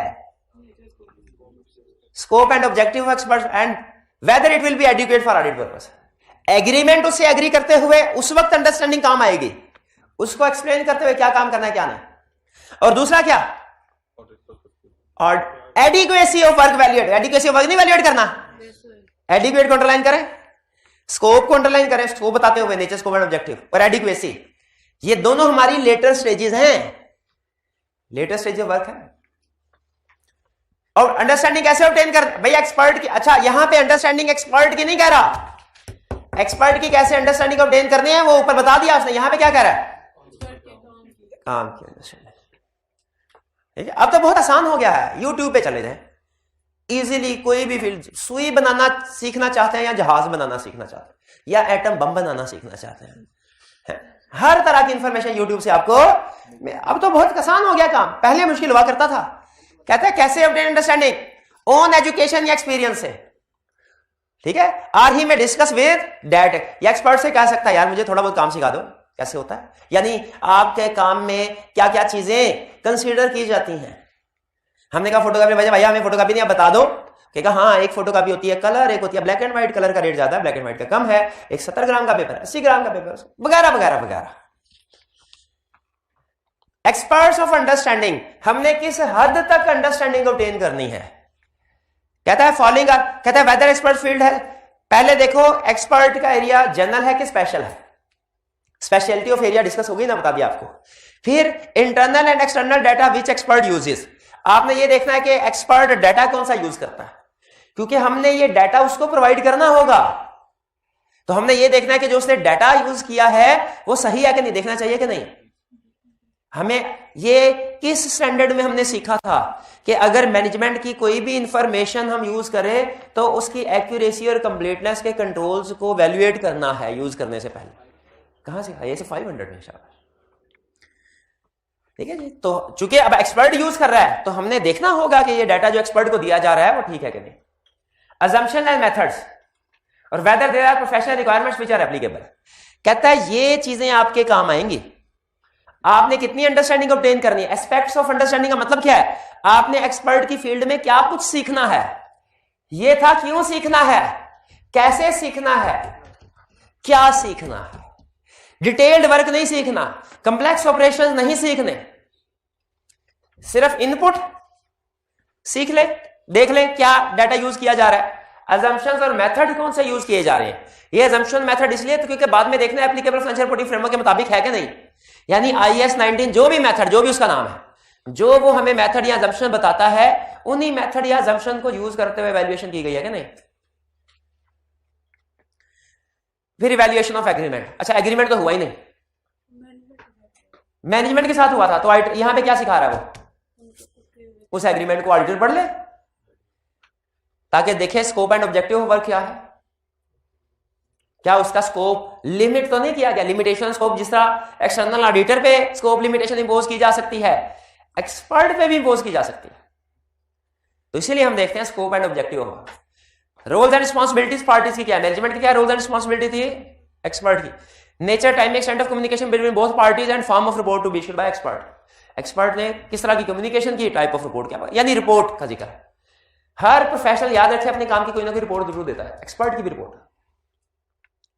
कह रहा सच एन एग्रीमेंट में भी रिटर्न आर वर्बल। रिटर्न हो जाता तो अच्छी बात थी, लेकिन कह रहा है वर्बल भी हो सकता है। ये आपने बिजनेस लॉ पढ़ा हुआ है। बिजनेस लॉ में ये कंसेप्ट स्टडी किया आपने कि एग्रीमेंट रिटर्न भी हो सकते हैं, वर्बल भी। तो यहां पे देखिए क्या वर्बल एग्रीमेंट वैलिड होगा?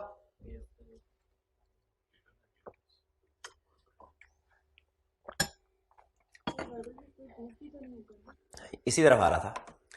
यही पॉइंट उसने ऑडिटर एक्सपर्ट में भी लिखा है कि ऑडिटर एक्सपर्ट होगा ना जब, उसके साथ भी एग्रीमेंट होगा, वो एग्रीमेंट भी रिटर्न भी हो सकता है, वर्बल भी।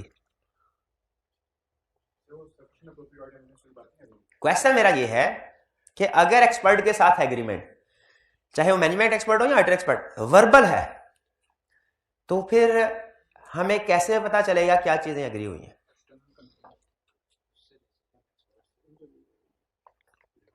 एक्सपर्ट के साथ जो चीजें एग्री हुई होंगी ना, एग्रीमेंट नहीं है, हम खुद से उन टर्म्स एंड कंडीशन को रिटन फॉर्म में डॉक्यूमेंट करेंगे। रिटन फॉर्म में डॉक्यूमेंट कर, यानी ओरल एविडेंस का भी डॉक्यूमेंट करना जरूरी होता है। हम CFO CEO के साथ जो मीटिंग करते हैं वो ज़बानी कलामी होती है कि रिटन फॉर्म में? ज़बानी कलामी, वापिस आके कुछ नोट डाउन करते हैं वर्किंग पेपर्स पे, मीटिंग पॉइंट्स। उसी तरह एक्सपर्ट्स के साथ भी अगर वर्बल एग्रीमेंट हुआ, हो सकता है, लेकिन उसके मीटिंग पॉइंट्स हमने डॉक्यूमेंट करने होंगे सबूत के तौर पे। एक्सपर्ट में भी आप देखेंगे, बल्कि ऑडिटर एक्सपर्ट में स्टैंडर्ड एग्जांपल भी देता है इसकी कि कब ये वर्बल होता है। वो कहता है नॉर्मली जब स्टार्ट में पढ़ा था ना, एक्सपर्ट इंटरनल भी हो सकता है, एक्सटर्नल भी।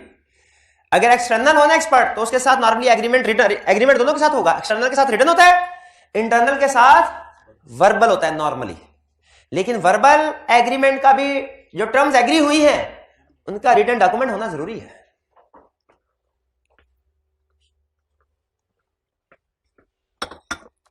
चलिए आगे चलते हैं। अब क्या कह रहा है? इवैल्यूएट करो appropriateness of experts work. Expert का काम देखो एप्रोप्रिएट है कि नहीं, उसके वर्क में क्या चीजें देखनी है? फाइंडिंग एंड कंक्लूजन रीजनेबल है कि नहीं, and consistency with other evidence, assumption and methods applicable financial reporting framework के मुताबिक है कि नहीं, जो सोर्स डाटा यूज किया था वो रिलायबल है कि नहीं, एक्यूरेट। तीन चीजें, सोर्स डाटा और assumptions, कंक्लूजन। कोई भी हम काम करते हैं तो उसके तीन स्टेजेस होते हैं, इनपुट, प्रोसेसिंग, आउटपुट। वो इनपुट भी कह रहा है आपको चेक करो, सोर्स डाटा और assumption जो यूज करनी है, ये इनपुट है। फाइंडिंग या कंक्लूजन आउटपुट है। जो ऑपरेशंस होते हैं ना वो कंप्लेक्स कैलकुलेशंस का नाम है, वो वैल्यूएट करने को नहीं कह रहा। आप नोट कर लें, क्या हम सोर्स डाटा की एक्यूरेसी कंप्लीटनेस इंश्योर कर सकते हैं? जैसे प्रॉपर्टी वैल्यूएशन के लिए दी गई, तो क्या हम रिपोर्ट पढ़ के या उसके एग्रीमेंट में से देख सकते हैं ये कि कितने एरिया की प्रॉपर्टी, किस जगह वाली प्रॉपर्टी? डाटा हम आसानी से एक्यूरेटली चेक कर सकते हैं कि एक्यूरेट कंप्लीट है कि नहीं। एम्प्लॉइज की पेंशन लायबिलिटीज एस्टिमेट करनी है, क्या हम देख सकते हैं एम्प्लॉइज की लिस्ट जो दी गई एक्सपर्ट को वो एक्यूरेट कंप्लीट है कि नहीं? तो मतलब सोर्स डाटा हम चेक कर सकते हैं। ग्रेड अजम्पशंस और मेथड्स, क्या हम देख सकते हैं कि वो रेलिवेंट और रीजनेबल है कि नहीं हमारे एप्लीकेबल फाइनेंशियल रिपोर्टिंग फ्रेमवर्क के मुताबिक? वो भी फ्रेमवर्क हमने पढ़ा हुआ है। प्रोसेस, टेक्निकल प्रोसेस नहीं देख सकते, लेकिन क्या फाइंडिंग और कंक्लूजन देख सकते हैं? एक्सपर्ट की फाइनल रिपोर्ट, एक्सपर्ट ने आपको फाइनल रिपोर्ट दी, उसने कहा सर ये जो आपने प्रॉपर्टी बाय की है इसकी ये 2 एकड़ जगह है, इसकी वैल्यूएशन है फॉर एग्जांपल 10 करोड़। कैसे वैल्यूएट करेंगे रीजनेबल है कि नहीं? Finding and conclusion, finding and conclusion means final valuation जो हमें देता है एक्सपर्ट, फाइनल अमाउंट मार्केट के साथ जो रिसेंटली सेल हुई है उनके साथ कंपेयर कर सकते हैं। तो ये 3 काम हमने वैल्यूएट करने हैं एक्सपर्ट के वर्क में। इसमें नोट कीजिए ये तीनों काम बेसिक नेचर के हैं जो आसानी से हम अंडरस्टैंडिंग ऑब्टेन करके चेक कर सकते हैं। इसमें टेक्निकल चीजें नहीं है, कंप्लेक्स ऑपरेशंस उनकी कैलकुलेशन वगैरह नहीं है। क्लियर हुआ? तो ये था हमारा मैनेजमेंट एक्सपर्ट वाला पोर्शन, जिसमें हमने 3 हिस्सों पे काम किया। किस किस हिस्से पे? नंबर 1 हमने देखा competence, capability, objectivity of expert को कैसे वैल्यूएट करना है, फिर उसकी फील्ड की अंडरस्टैंडिंग, क्यों, कैसे, और फिर उसके बाद की एडुकेसी को वैल्यूएट। क्लियर? चलिए यहां पे हम थोड़ा चेक पॉइंट बना लेते हैं। 3 मिनट की ब्रेक आपको दी जाती है। पार्ट ए कंप्लीट हुआ, आपने लर्निंग ऑब्जेक्टिव 1 से लर्निंग ऑब्जेक्टिव 4 इसकी एक दफा रीडिंग कर लें, अगर कोई पॉइंट है तो पूछ लीजिए। जी ऑनलाइन में सोर्स कीजिएगा आप भाई। जी रीडिंग आपने कर लिया, कोई क्वेश्चन पूछना चाहते हो तो पूछ लीजिए। कोई क्वेश्चन नहीं? शाबाश। Next, using the work of auditor expert. अब आगे हम 620 में ऑडिटर एक्सपर्ट। ऑडिटर एक्सपर्ट की ऑप्शन पे हम कब आए होंगे? जब मैनेजमेंट एक्सपर्ट कंपिटेंट ऑब्जेक्टिव नहीं होगा और हमारे अपने पास भी इतना नॉलेज एक्सपीरियंस नहीं होगा कि हम उस एक्सपर्ट वाले मैटर पे एविडेंस ऑब्टेन कर सके। हम ऑडिटर एक्सपर्ट सबसे पहले कहते हैं आपने ऑडिटर एक्सपर्ट को सेलेक्ट करना है, किसी भी एक्सपर्ट को उठा लेंगे नहीं, हमने देखना है उसको वैल्यूएट करना है। वैल्यूएट करने के लिए क्राइटेरिया कौन सा है? वही क्राइटेरिया कौन सा? कंपिटेंस, कैपेबिलिटी और ऑब्जेक्टिविटी वाले। क्या दोबारा से डिस्कस करें?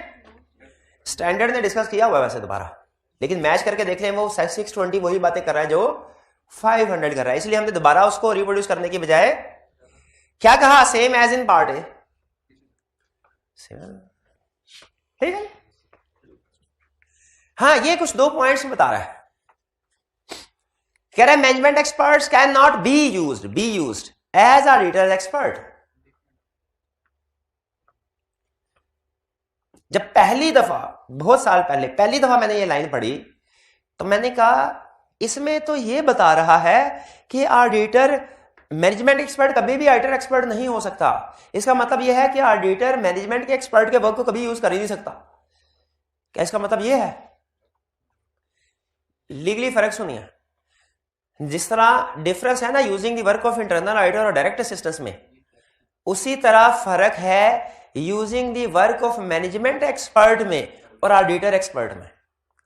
Using the work of management expert का कंसेप्ट क्या है? ऑलरेडी जो मैनेजमेंट एक्सपर्ट ने काम किया उसको चेक कर रहे हैं उसकी एडिक्वेसी। और ऑडिटर एक्सपर्ट का मतलब क्या है? नए सिरे से काम करवा रहे हैं। वो क्या कह रहा है? कह रहा है जो मैनेजमेंट ने एक्सपर्ट यूज किया है, आप उसको अगर उसके वर्क को यूज नहीं कर रहे, आपने अपना एक्सपर्ट अपॉइंट करना है, या तो उसी के वर्क को यूज कर लेते हैं। अगर वो इस काबिल नहीं है कि उसका वर्क यूज किया जाए, तो फिर जब आपने अपना एक्सपर्ट यूज अपॉइंट करना ना, वो और कोई भी हो सकता है दुनिया में बंदा, लेकिन मैनेजमेंट का एक्सपर्ट नहीं हो सकता, क्योंकि एक ही बंदे को वही काम दोबारा थोड़ी करवाएंगे। समझ रहे हैं फर्क? ये हमारे प्रीवियस कंसेप्ट को निगलेक्ट नहीं कर रहा, रिजेक्ट नहीं कर रहा। इस लाइन का ये मतलब नहीं है कि मैनेजमेंट एक्सपर्ट के वर्क को ऑडिटर यूज ही नहीं कर सकता, कर सकता है, लेकिन अगर वो रिजेक्ट हो जाता है, उसने काम ठीक नहीं किया हुआ या वो कंपिटेंट नहीं है, तो फिर आपने जो ऑडिटर एक्सपर्ट अपॉइंट करना है वो कोई और दूसरा पर्सन होगा, मैनेजमेंट का एक्सपर्ट नहीं होगा। मतलब समझ आ गया? ऑडिटर एक्सपर्ट होना और चीज है, using the work of management expert और चीज है। He can, it will be appropriate to obtain written representation from external expert about any interest or relationship which may cause threat to objectivity. उससे written representation ले लीजिए। External expert है, हालांकि management के point हमने किया है, लेकिन ऐसा भी तो हो सकता है स्टिल उसका कोई इंटरेस्ट रिलेशनशिप हो मैनेजमेंट के साथ, तो मुझसे रिटर्न रिप्रेजेंटेशन ले लेंगे। अच्छा बताइए, ये रिटर्न रिप्रेजेंटेशन हमने ऑब्टेन करनी है ऑडिटर एक्सपर्ट से, क्या क्या क्या किस चीज की? कि उसका कोई कॉन्फिडेंशियलिटी की नहीं, इंडिपेंडेंस की, इंडिपेंडेंस की। ये रिप्रेजेंटेशन उसने नहीं बताया क्लियरली, हमें स्टार्ट में ऑब्टेन करनी चाहिए कि एंड में? दोनों टाइम में। स्टार्ट में किस लिए? ताकि अगर थ्रेट है तो उसको पॉइंट ना करे। एंड में जरूर किस लिए? भाई ये भी तो हो सकता है कि दरमियान में मैनेजमेंट उसको रिश्वत दे दे, शुरू में इंडिपेंडेंट था बाद में नहीं रहा, तो जो मैनेजमेंट एक्सपर्ट की हमने पढ़ा नहीं था अभी थोड़ी देर पहले, एक्सपर्ट की कंपिटेंस, कैपेबिलिटी, ऑब्जेक्टिविटी, अगर हमें during the year, during audit कोई नई इंफॉर्मेशन मिल जाए, सब्सिक्वेंट इंफॉर्मेशन, क्या हम एक्सपर्ट की कंपिटेंस, कैपेबिलिटी, ऑब्जेक्टिविटी को रिवाइज कर सकते हैं? कर सकते हैं। इसीलिए हमें स्टार्ट में भी वैल्यूएट करना है रिप्रेजेंटेशन, एंड में भी। क्लियर जी? ये दो कंसेप्ट रहे थे, बाकी कंपिटेंस, कैपेबिलिटी, ऑब्जेक्टिविटी के वही पॉइंट है जो हमने पहले पढ़े। Management done. एग्जाम में अगर केस स्टडी आए तो जिस तरह इंटरनल ऑडिटर को वैल्यूएट किया था आपने, उसकी competence, objectivity, systematic and discipline, expert को भी कर सकते हैं पक्का। कोई ना कोई उसने इंफॉर्मेशन ऐसी दी होगी जो उसकी कंपिटेंस, कैपेबिलिटी, ऑब्जेक्टिविटी को हिट कर रही होगी, आपने वो आइडेंटिफाई करनी है। फिर क्या? Obtaining understanding of field of that expert, उसके फील्ड की अंडरस्टैंडिंग ऑब्टेन करनी है। ठीक है, कैसे करेंगे, क्यों करेंगे, क्या एस्पेक्ट्स कवर करेंगे? वही जो पहले पढ़े। किन एस्पेक्ट्स की अंडरस्टैंडिंग ऑब्टेन करते हैं हम? तो उसके बाद जो वो कर रहा है कि उसके वो बेसिक अंडरस्टैंडिंग, स्पेशलिटी, डाटा के बारे में, असम्पशंस और मेथोडोलॉजी कौन सी यूज करेगा। बिल्कुल। चलिए ये कंसेप्ट भी क्लियर। इसके बाद आगे चलते हैं। एग्रीमेंट विद ऑडिटर्स एक्सपर्ट, इसके साथ तो एग्रीमेंट पक्का बनता है कि ऑप्शनल है? पक्का बनता है। टर्म्स टू बी एग्रीड, क्या क्या चीजें एग्री करें? Nature, scope and objective of experts work, client ने भी एग्री किया। भाई एक्सपर्ट को ये तो बताना ही होता है ना कि कितना काम, क्या काम करना है, कितना काम करना है। नेचर, स्कोप, ऑब्जेक्टिव का मतलब क्या है? क्या काम करना है, कितना काम करना है। फिर respective roles and responsibility of auditor expert, ये पॉइंट भी था मैनेजमेंट वाले एक्सपर्ट के एग्रीमेंट में। यानी who will perform detail testing of source data, source data provide तो क्लाइंट करेगा, उसकी टेस्टिंग एक्सपर्ट ने करनी है कि इंटरनल ऑडिटर ने? ये एग्री कर ले, एग्रीमेंट में लिखा होगा। अगर टेक्निकल नेचर का सोर्स डाटा होगा ना तो नॉर्मली फिर हम उसकी वैल्यूएशन नहीं करते, एक्सपर्ट ही करता है। Consent of expert to discuss finding और conclusion with entity, details to be included in modified opinion.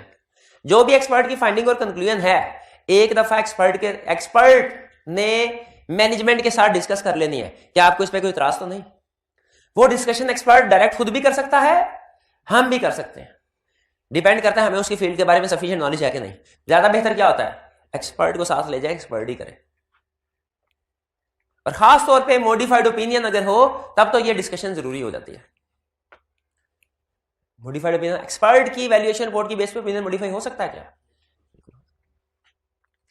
Informing expert if auditor conclude expert work is not adequate, अगर एक्सपर्ट का, अब एंड में जाके आप देखेंगे वो ये कहता है कि हालांकि ऑडिटर ने पॉइंट किया हुआ है इसको, लेकिन स्टिल रिक्वायरमेंट सिमिलर है। ऑडिटर देखेगा एक्सपर्ट के वर्क की एडिक्वेसी, क्या एक्सपर्ट का वर्क एडिक्वेट है कि नहीं for the purpose of audit, यानी वो sufficient appropriate audit evidence provide कर रहा है कि नहीं कर रहा। अगर नहीं कर रहा तो एक्सपर्ट को बताना चाहिए अब भाई तेरा काम ठीक नहीं है, और काम करो, और काम करो मजीद। तो कह रहा है यहां पे हम बता देंगे, यहां पे ये नहीं कह रहे कि मजीद काम करो, यहां पे उसे इतला दे रहे हैं कि अगर तुम्हारा काम एडिक्वेट ना हुआ ना तो हम तुमसे रिक्वेस्ट करेंगे कि मजीद काम करो, तो करना पड़ेगा। ये ना हो कि ये कह दो कि इतनी फीस में इतना ही काम हो सकता है, ये ना कहना, बल्कि अगर मजीद काम की जरूरत पड़ी तो करना पड़ेगा। Access and retention of working papers, working report तो एक्सपर्ट हमें दे देगा, डिटेल वर्किंग पेपर एक्सपर्ट के पास रहेंगे या ऑडिटर के पास? As agreed. अगर एग्री नहीं किया गया तो आईएसए 230 कहता है कि ऑडिट डॉक्यूमेंटेशन जितनी भी होती है वो ऑडिटर की ओनरशिप है। Nature, timing and send off communication between auditor and expert including the form of report की शक्ल सूरत क्या होगी, फॉर्मेट क्या होगा, कॉन्फिडेंशियलिटी रिक्वायरमेंट।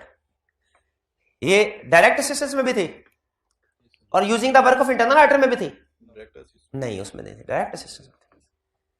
यहां पे भी ऑडिटर एक्सपर्ट में है। क्लियर? कहता है ये टर्म्स एग्री करेंगे, कर लेंगे, याद कर लेंगे, एग्जाम में यही लिख देंगे। फिर बताइए रिटन और नॉट, क्या ये टर्म्स रिटन होना जरूरी है कि नहीं, रिक्वायर्ड नहीं है। कहता है लेकिन बेहतर है कि आप रिटन फॉर्म में कर लें, खास तौर पे जब क्लाइंट का डाटा सेंसिटिव हो और कॉन्फिडेंशियल हो, तो क्रिटिकल है कॉन्फिडेंशियलिटी को एक्सप्रेसली एग्री कर लें। Roles and responsibility of auditor expert are different from usually expected. जो नॉर्मली रोल्स एंड रिस्पॉन्सिबिलिटीज होती हैं पार्टीज की, उनसे डिफरेंट है, तो रिटर्न एग्री कर लेना बेहतर है। मैटर इज हाईली कम्प्लेक्स है significant, auditor is not previously used, has used work of data expert. यानी यहां पे बता रहा है कि कौन कौन से मैटर एग्री करने हैं, और यहां पे क्या कह रहा है कि बेहतर है रिटर्न कर लो, खास तौर पे इनमें से कोई सिचुएशन हो तो आपने लाजमी रिटर्न कर लेना। डन। कहता है if agreement is not return evidence of agreement should be included in working paper. क्या कह रहा है, रिटर्न ना भी हो ना तो जो टर्म्स एग्री हुई हैं वो लिख लेनी चाहिए।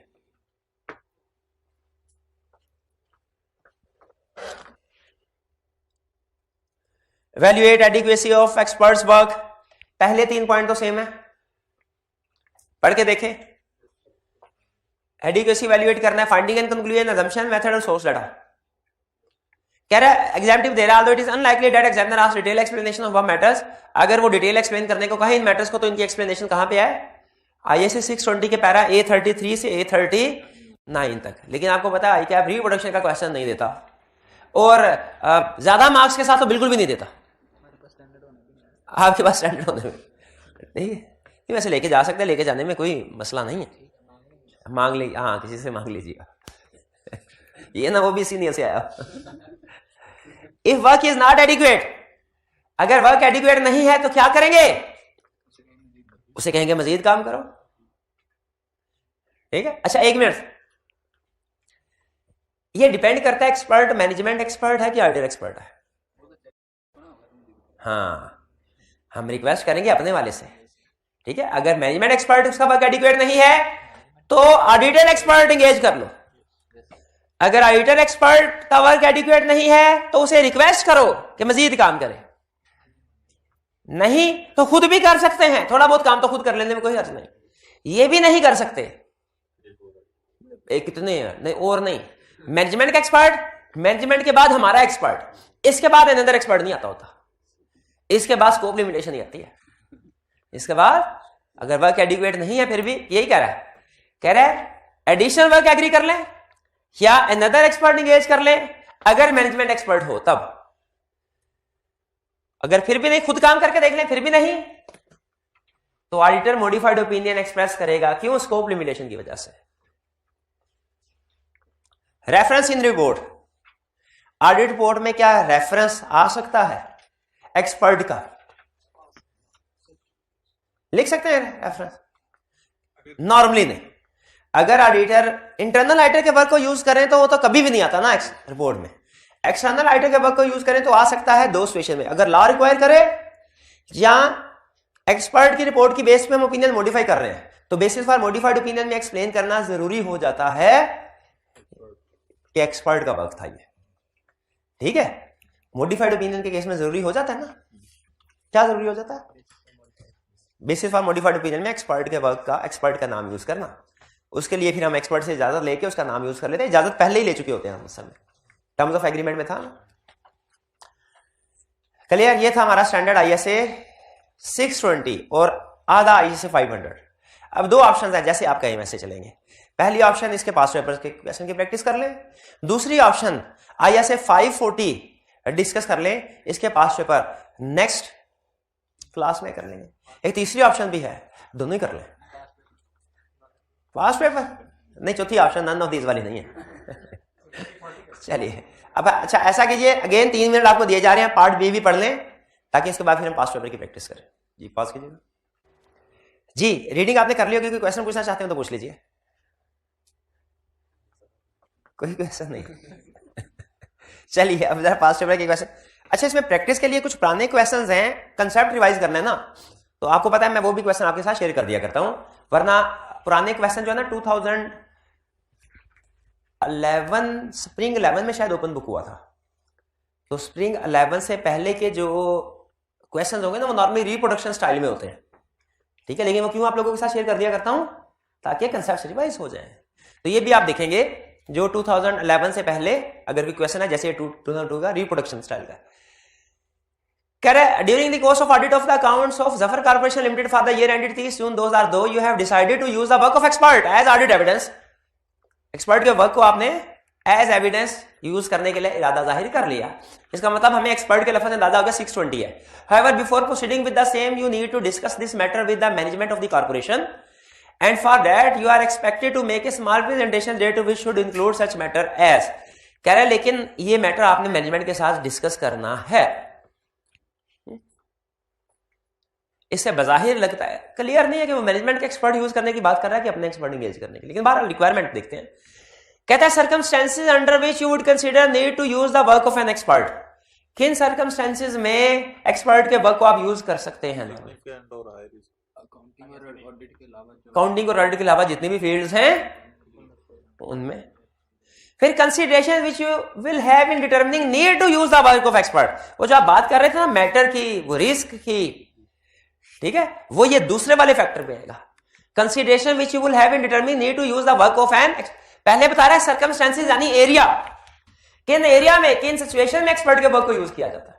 यहां पे अगर एरिया रेलिवेंट है, दूसरी चीज क्या है कि एक्सपर्ट को यूज करना चाहिए कि नहीं करना चाहिए, डिपेंड करता है मैटर के ऊपर। उसके आगे 2-3 पॉइंट्स थे, significance, risk, whether evidence from alternative sources is available. C consideration which you will have in assessing the professional competence of the expert. Competence कैसे इवैल्यूएट करेंगे एक्सपर्ट की? Affiliation, knowledge, experience.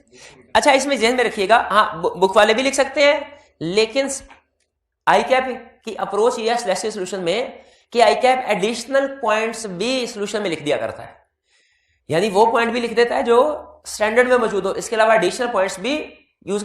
आईकैप इंकरेज करता है कि exam में answer देते हुए आप अपनी जजमेंट को यूज करें। रिप्रोडक्शन का क्वेश्चन अगर है उसमें भी आप देखेंगे बाज़ औक़ात वो क्वेश्चन रिप्रोडक्शन का है लेकिन मार्क्स ज्यादा होते हैं। क्वेश्चन रिप्रोडक्शन का मार्क्स ज्यादा है। आईकैप क्या चाहता है उसका? आप अपनी जजमेंट यूज करें। हाँ जजमेंट, लेकिन प्रोफेशनल जजमेंट होनी चाहिए, हवाई जजमेंट नहीं होनी चाहिए। नेक्स्ट है विंटर 2010। मुझे ये क्वेश्चन भी लग रहा है कि शायद रिप्रोडक्शन से रिलेटेड हो, क्योंकि इस वक्त तक ओपन बुक एग्जामिनेशन नहीं हुआ था। Quell and company chartered requirement list any 5 important matters which Quell and company should consider while deciding upon the need to hire a firm of IT consultant. Need to hire, उनको IT को hire करना कि नहीं करना, ये again वही question depend करता है मैटर्स पे, सिग्निफिकेंस कितनी है, रिस्क कितना है, फर्म के पास एग्जिस्टिंग उनका नॉलेज एक्सपीरियंस क्या है, स्पेसिफाई। क्योंकि मुझे इसको पढ़ के अंदाजा हो गया, वैसे मैं पढ़ के आया था तो मुझे पता था क्वेल एंड कंपनी कौन है, चार्टर्ड अकाउंटेंट है जो कि आईटी कंसल्टेंट एक्सपर्ट के वर्क को यूज करना चाह रहे हैं। Specify the important matter which should be clarified in the agreement with the consultant. याद है? अभी 1 मिनट के अंदर मुझे लिख के बताइए, पहले क्वेश्चन पूरा पढ़ देते हैं। Quell and company chartered accountant being appointed as the external auditor of Penguins limited. Penguin uses a fully automated integrated accounting system which meets all its operational and financial reporting requirements. Integrated accounting system है। Quail and Company is considering to hire a firm of consultant to assist it in evaluating the IT related controls and procedures in order to attain a level of comfort over the IT controls employed by Penguins। तो बताइए कौन से important matters हैं जो कि agreement में clarify होने चाहिए? एग्रीमेंट होना चाहिए ऑडिटर का एक्सपर्ट के साथ, उसमें कौन से मैटर्स लिखे होने चाहिए? 1 मिनट के अंदर अभी लिखे, देखे बगैर। शाबाश जी, ऑनलाइन वाले स्टूडेंट्स आप भी कोशिश करें, लिखे लिखे लिखे, जल्दी जल्दी लिखे जी। पॉज कीजिएगा जी, लिख लिया होगा आपने, दिखाइए क्या पॉइंट्स लिखे आपने। शाबाश। स्कोप, नेचर एंड ऑब्जेक्टिव, ठीक है। Directions to perform work, direction to, हम एक्सपर्ट्स को डायरेक्शन टू परफॉर्म वर्क नहीं बता सकते। डायरेक्शन सुपरविजन रिव्यू तो हम इंटरनल ऑडिटर को बताते हैं, उसको थोड़ी बताएंगे काम कैसे करना है, भाई खुद ही कर लो, इतने सुपरमैन हो तो। डायरेक्शंस नहीं है। टाइमिंग एंड पर्पस, टाइमिंग ठीक है, रिपोर्टिंग की ठीक है, कॉन्फिडेंशियलिटी, इंडिपेंडेंस, शाबाश ये ठीक है। Extent up to which there is need of expert, नहीं ये नहीं। Extend to which there is need of expert नहीं, ये कह सकते हैं extend up to which there is need for additional work if work is not adequate. उसको हम बता देते हैं ना कि भाई अगर तेरा काम एडिक्वेट नहीं हुआ तो हम मजीद काम तुमसे करवाएंगे। I think scope and objective ठीक है, कॉन्फिडेंशियलिटी ठीक है, टाइमिंग ऑफ कंक्लूजन ठीक है, timing of report, adequacy of work if not additional, हाँ ये वही बात होगी कि उसे बताएंगे कि अगर वर्क एडिक्वेट नहीं है तो एडिशनल काम करना पड़ेगा। रिटेंशन ऑफ वर्किंग पेपर, अच्छा पॉइंट है, रिटेंशन ऑफ वर्किंग पेपर कौन रखेगा, ये एग्री कर लेंगे। अगर कुछ भी एग्री ना किया हो तो ऑडिटर। हमें कौन सा स्टैंडर्ड ये कहता है कि वर्किंग पेपर ऑडिटर के ओनरशिप है 230। इफ इट्स नेम में बी यूज्ड इन रिपोर्ट, हाँ पहले इजाजत ले लेना वरना बाद में ना मॉडिफाइड ओपिनियन देना और वो मुकर जाए केस के ज्यादा पैसे देने, पहले इजाजत ले ले। उसे नाम इस्तेमाल करने में नॉर्मली प्रॉब्लम कोई नहीं होती, लेकिन एथिकली उससे पूछ लेना चाहिए। कोई प्रॉब्लम तो नहीं इस क्वेश्चन में, सिंपल सा। चलिए, rentals limited RL is a real estate company engaged in the business of renting of office building and shopping center across the country. Investment properties are carried at fair value. The fair values are determined by an internal valuer at the end of each reporting period. Internal valuer है, independence से नहीं है, लेकिन देख ले पूछ क्या रहा है, हो सकता है वो कोई ऐसा कंसर्न पूछ रहा हो जिसका इंडिपेंडेंस से ताल्लुक ही ना हो। Required considering the inherent complexities involved in determination of fair value of investment property, discuss the key controls. Key controls जो पढ़े ही नहीं हमने, वो सिर्फ उसने एक बात कही थी कि हम कंट्रोल्स देखेंगे ना, एक सेंटेंस था सिर्फ।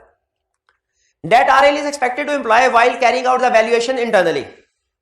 अच्छा, ऑडिटर के प्रोसीजर नहीं पूछ रहा, मैनेजमेंट के कंट्रोल पूछ रहा है। अगर मैनेजमेंट ने वैल्यूएशन करवानी है क्या कंट्रोल्स होंगे। वैसे असूली तौर पे ऑडिट का क्वेश्चन बनता नहीं है, या ठीक है कंट्रोल एक्टिविटीज पूछ रहा है, मैनेजमेंट के पॉइंट ऑफ व्यू से पूछ रहा है क्या कंट्रोल्स होने चाहिए। आप अगर इस कंपनी के CEO हो और आप चाहते हैं कि अच्छी वैल्यूएशन रिपोर्ट आए जिसमें करेक्ट अमाउंट्स हो, क्या प्रोसीजर्स, क्या कंट्रोल्स होंगे। कॉम्पिटेंट क्वालिफाइड वैल्यूअर हो, रिपोर्टेबल टू ऑडिट कमेटी हो। ये इंटरनल ऑडिट डिपार्टमेंट का पॉइंट था, एक्सपर्ट का नहीं है।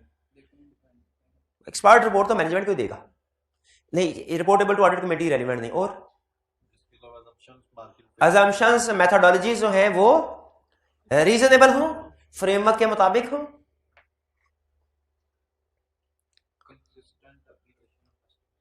कंसिस्टेंट एप्लीकेशन ऑफ एस्टिमेट्स की बजाय अजम्पशंस या मेथोडोलॉजी यूज कर लें, वो बेहतर है। और उसकी प्रीवियस वैल्यूएशन रिपोर्ट देखनी चाहिए। हाँ, अगर इसी एसेट की जो बाय किया इसकी कोई प्रीवियस पिछले साल की वैल्यूएशन रिपोर्ट है उसके साथ कंपेयर करके देख लेंगे। अगर उसमें कोई सिग्निफिकेंट चेंज है तो देखेंगे वो मार्केट सर्कमस्टेंसेस उसे जस्टिफाई करती है कि नहीं चेंज को। ये अच्छा पॉइंट था। सुपरविजन तो नहीं करते, एक्सपर्ट का डायरेक्शन सुपरविजन नहीं करते। वर्क की एडिक्वेसी चेक करनी चाहिए इनको। आप एक अहम पॉइंट स्किप कर रहे हैं, सोर्स डाटा वो एक्यूरेट और कंप्लीट होना चाहिए। कंप्यूटेंस कैपेबिलिटी, बिल्कुल ये पहला पॉइंट ही उन्होंने यही बता दिया था, कंप्यूटेंस कैपेबिलिटी आ गया, बिल्कुल सही है। कंसिस्टेंसी विद इंडस्ट्री प्रैक्टिसेस ठीक है, लिख सकते हैं, लेकिन मेरा ख्याल है ये उस पॉइंट में कवर हो जाता है जिसमें हम कहते हैं अजम्पशंस और मेथोडोलॉजी रीजनेबल होनी चाहिए और फ्रेमवर्क के मुताबिक होनी चाहिए। अच्छा, ये क्या ये दोनों पॉइंट्स एक ही है कि अजम्पशंस और methodology applicable financial reporting framework के मुताबिक होनी चाहिए और रीजनेबल होनी चाहिए। क्या ये दोनों पॉइंट्स एक है क्या डिफरेंट है? डिफरेंट। ISA 514 को एक्सप्लेन करता है। जैसे एग्जांपल सुनिए, FIFO और वेटेड एवरेज दोनों इन्वेंट्री वैल्यूएशन के लिए फ्रेमवर्क इजाजत देता है, लेकिन अगर मैनेजमेंट ने बाकी की इन्वेंट्री FIFO के मुताबिक की है, एक इन्वेंट्री ऐसी है जो वेटेड एवरेज के मुताबिक कर लिया, क्या हमें इन्वेस्टिगेट करना चाहिए, पूछना चाहिए कि सर ये इन्वेंट्री में क्या फर्क है दूसरी इन्वेंट्री की निस्बत, क्या आपने वैल्यूएशन बेसिस डिफरेंट की है, इसकी नेचर बताइए, सर्कमस्टेंसेस बताइए, क्या के फ्रेमवर्क के मुताबिक है तो सब ठीक है। देखिए फ्रेमवर्क के मुताबिक है तो टोटली मिसस्टेटमेंट, अगर विद इन दी फ्रेमवर्क भी है तो आपको पता है विद इन दी ऑप्शंस भी क्लाइंट खेलता है बाज़-औक़ात, ठीक है। तो हमने उसमें भी देखना है कि अगर कोई मेथड, कोई अजम्पशंस चेंज है इंडस्ट्री से या फ्रेमवर्क जो पिछले साल से या दूसरे एसेट से। कंसिस्टेंसी का लफ्ज 3 तरह से इस्तेमाल होता है, कंसिस्टेंट बल्कि 4 तरह से। Consistent with applicable financial reporting framework, consistent with industry practice, consistent with previous year और consistent with other items, other similar items. तो कंसिस्टेंसी में प्यारे भाई ये सारी चीजें कवर हो जाती है, इसलिए मैं इसको लदा पॉइंट के तौर पे कंसीडर नहीं कर रहा। लिख सकते हैं लेकिन एक्सप्लेन करना पड़ेगा कि ऊपर कंसिस्टेंसी आपने फ्रेमवर्क के साथ कही थी, यहां पे आपने प्रीवियस ईयर या इंडस्ट्री के साथ कही है। तो 3 पॉइंट तो हमें वही पता चल गया, कंपिटेंस कैपेबिलिटी वैल्यूएट करनी है, सोर्स डाटा देखना है, अजम्पशन और मेथोडोलॉजीज, और चौथा पॉइंट था वो फाइंडिंग एंड कंक्लूजन्स, और 5वां पॉइंट उन्होंने बताया था क्या पॉइंट था आपका, प्रीवियस ईयर की वैल्यूएशन रिपोर्ट, उनमें देखेंगे सिग्निफिकेंट चेंज है कि नहीं। आई के आपने सोल्यूशन में एक और पॉइंट बताया हुआ है, सिर्फ एक और पॉइंट। अच्छा, मार्क्स को इग्नोर कर दें, पुराने जमाने में मार्क्स ज्यादा देता होगा, अब 4-5 नंबर से ज्यादा नहीं है।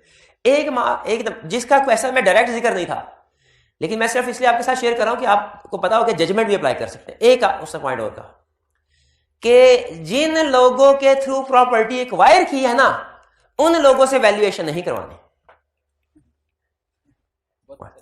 सही है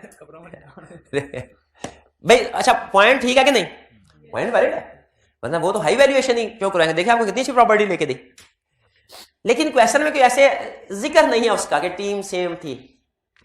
लेकिन मैं भी अगर केस स्टडी में इस तरह का वर्ड यूज कर ले, कंसेप्ट यूज कर ले, तो हमें पता होना चाहिए कि वो एक्सपर्ट सुटेबल नहीं होगा जिसने प्रॉपर्टी एक्वायर की है, उसी को रिवैल्यूएशन के लिए यूज नहीं करना।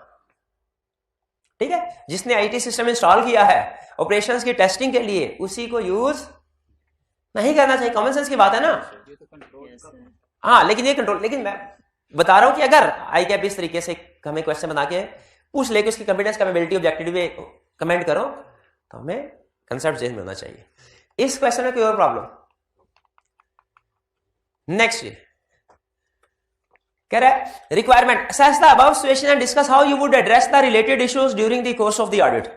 इस रिक्वायरमेंट से मुझे सिर्फ एक ही चीज पता चल रही है कि ये ऑडिट एंगेजमेंट का क्वेश्चन है, बाकी कोई स्टैंडर्ड का है कुछ पता नहीं। अभी तो पता है, एग्जाम में बैठ के नहीं पता चलेगा। अभी क्यों पता है, पढ़े 620 अभी।